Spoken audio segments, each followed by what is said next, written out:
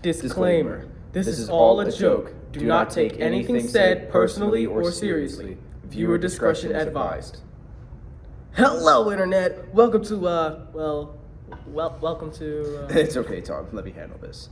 Hello, Internet. Welcome to Tom and Tom to the power of 2 times 22. Too many times Tom, 2022. Not red, but blue Tom News, but a podcast.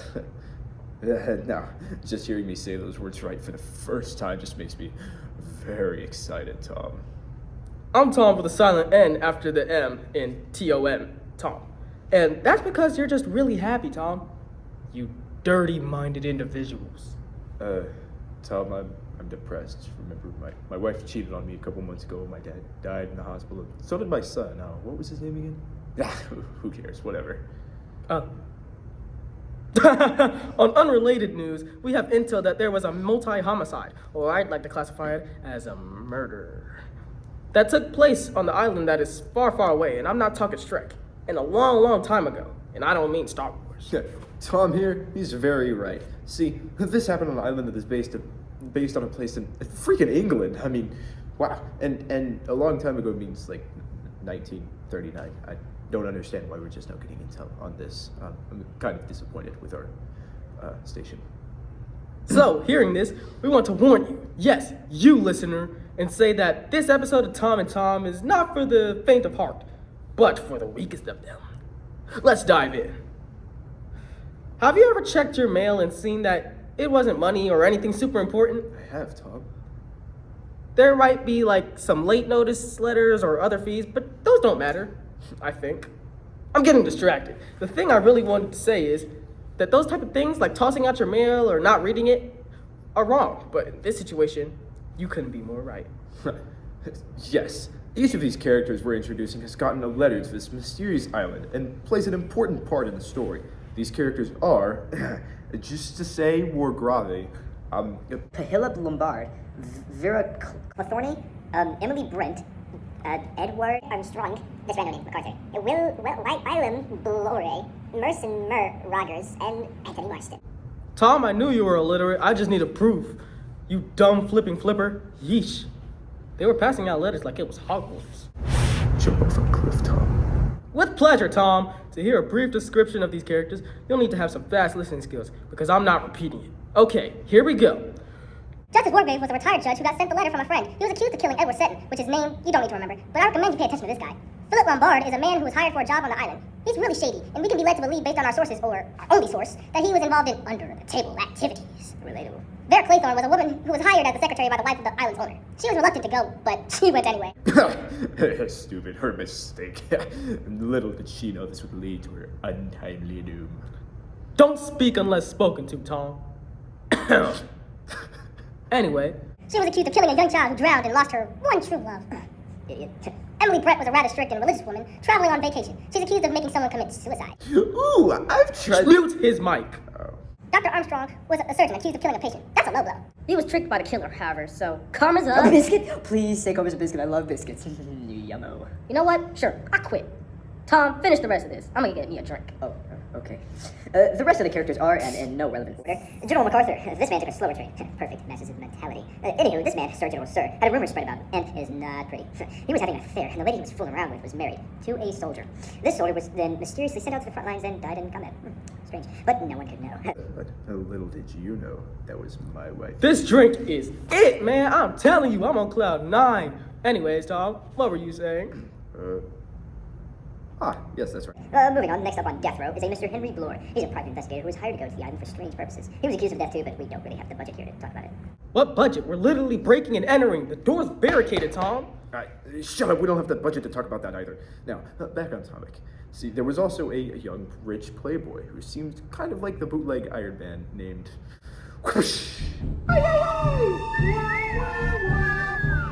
Aluminum Mascot. Now, his real name is Anthony Marston. Anywho, he was accused of unaliving a couple by driving right over their bodies. Yikes. Yummo. Oops. Oh, and you don't need to know about the Rogers. They were pretty much house slaves who died. That's it for the characters' background story. Seriously, that was starting to bore me. It brings my ears to tears to hear this one. It fears me to drink beers? Tom, you suck at writing, and that's because you never passed school of any kind. You just failed everything all at once. Everything is boring and painful to you. Ugh, jeez. And proud. Let's jump into these 10 menaces of society. Or, if you look at it this way, that no one wanted. They decided to go to the island and be victims of a $5 horror movie. Tom, you can't say that! What are you... Actually? Keep talking. They arrived at the island and had one thing in common. They all killed someone, or led to someone's untimely death. Tom, you're making me happy with your words. Keep going. You know what they say, if you don't have anything nice to say, yell it! Well, then why don't we yell out what happens next? Death, depression, and, bees. Bees? Ah, yes! Like that one story that they all like to contribute to what's going on with them. Very strange. It's stupid idiots. Like you, Tom. I will read that story to you listeners. 10 little soldier boys went out to dine. One choked his little self, and then there were 9. 9 little soldier boys stayed up very late. One overslept himself, and then there were 8. 8 little soldier boys traveling in Devon. One said he'd stay there, and then there were 7. 7 little soldier boys chopping up sticks. One chopped himself in half, and then there were 6. 6 little soldier boys playing with a hive. A bumblebee stung one, and then there were 5. 5 little soldier boys going through a door. One stubbed his toe, and then there were 4. 4 little soldier boys going out to sea. A red herring swallowed one, and then there were 3. 3 little soldier boys walking in the zoo. A big bear hugged one, and then there were 2. 2 little soldier boys sitting in the sun. One got frizzled up, and then there was 1. 1 little soldier boy left all alone. He went and hanged himself, and then there were none. That's tragic. Yeah, I like that part where he gets chopped in half. It makes me really think that nobody's actually fulfilled or whole without an axe through their stomach. How'd you know it was an X, Tom? You're starting to look suspicious. Unimportant. Moving on. You were saying, Tom? I'll talk to you later. Anyway, each character in the story was killed in an ironically ironic way that tied with the poem, but not in the way that you think. For example, one of them... Commercial break! Heard of the mosquito? Probably not, as the movie was very unsuccessful on the big screen, causing big boys to scream and little boys to spill their ice cream. Well, his distant cousin on his mother's father's old dead dog's original owner's great-grandparents, great-great-grandchildren's fourth wife, second husband, first girlfriend's first son's fifth child spiders, victim's girlfriend's father's first bully, last victim's arm was attacked violently by a frog the size of a mosquito. They did it bigger, better, and Sexier. Yes! The mosquito too. will it live up to the original? Absolutely Not!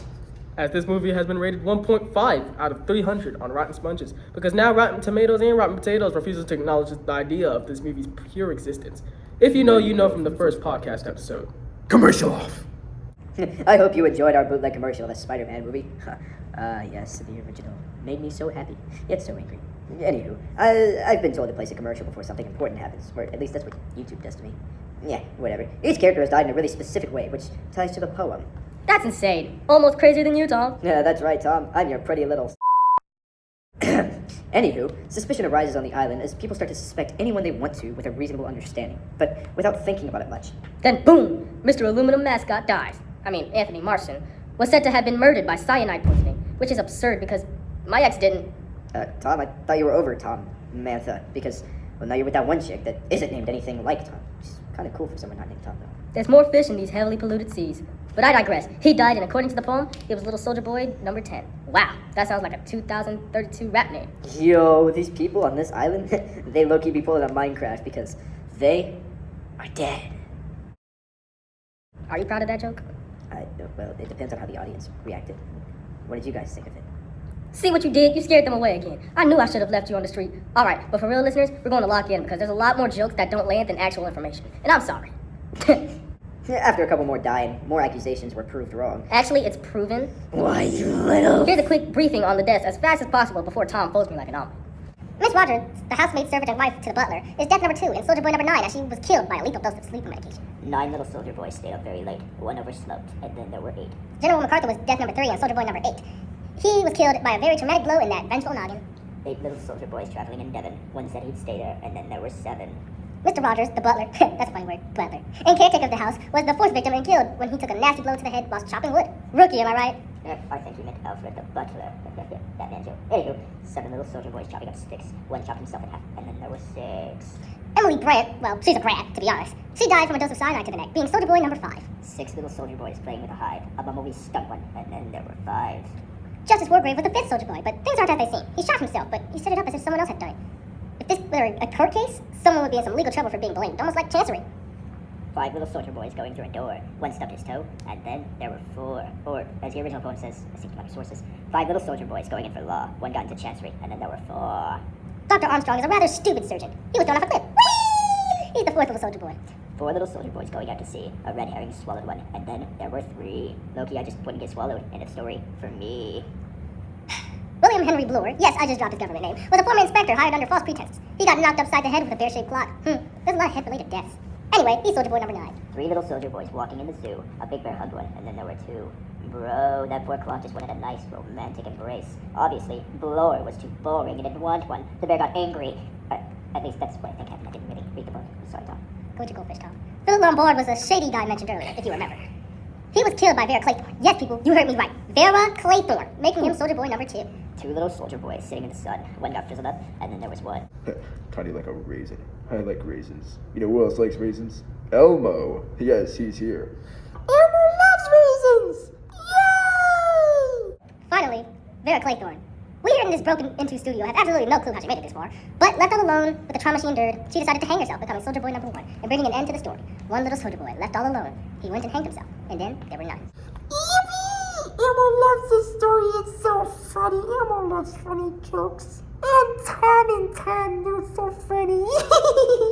Well, actually, this story takes a mean 180. Let me hit you with a MatPat ending. Remember Justice Wargrave? Yeah, the person I told you to remember knowing you wouldn't. Well, he was labeled as soldier boy number 5. But what if he wasn't? Ooh, fun, a plot twist. Don't you think this was well thought out? It is ironic that there were exactly 10 people on the island and 10 people in the poem who got killed.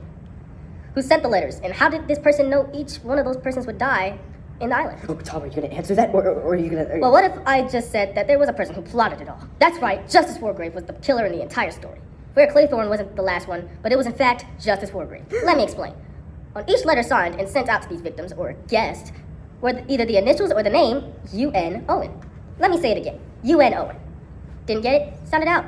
Say it out loud. Unknown. If that's not enough, we also get to figure out that he is a retired judge and he has a sort of sense of justice. Marvin, actually how did you do that? What?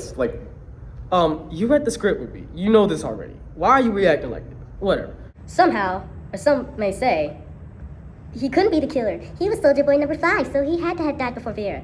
I've got something to say before. The number. Let's focus on the poem. 5 little soldier boys going through a door. One stubbed his toe. I get that verse of the poem is a double turn on itself, but seriously, try to Uno reverse stubbing your toe into death. You can't. Stubbed toes are like slight temporary pain, but it depends on the body. You can almost fake pain afterwards, knowing you're just fine. I also should add that the actual canon poem is 5 little soldier boys going in for law. One got into chancery, and then there were 4. Chancery, you catch it? Good, because I'm not explaining the meaning behind it. Just know that it was all a trick. He was alive to see the end of the story and see his master plan get put to work. He shot himself in the head, but in a way that would lead to legal dispute or false statements, or say it with me, kids, chancery. Tom, you're talking like an old hobo on TV, explaining what the tornado sounded like in a little itty-bitty country small town, or talking to his great-grandkids about the time he got abducted and probed by aliens. I like it. Open up in there! Hey, get out of our studio. Well, that's our cue. Before we go, I'd like to mention that there are versions of the poem that can be solved if you're bright enough. For example, there's one little soldier boy left all alone. He was blasted to heaven. Then there were none. Or simpler, yet darker ones, like 2 little soldier boys fighting for a gun. Lombard stumbled, so Claythorne won. But in that one, you could say one as if W-O-N or O-N-E. Yeah, it's dark like that. Come on, well, this has been Tom. And Tom, signing off.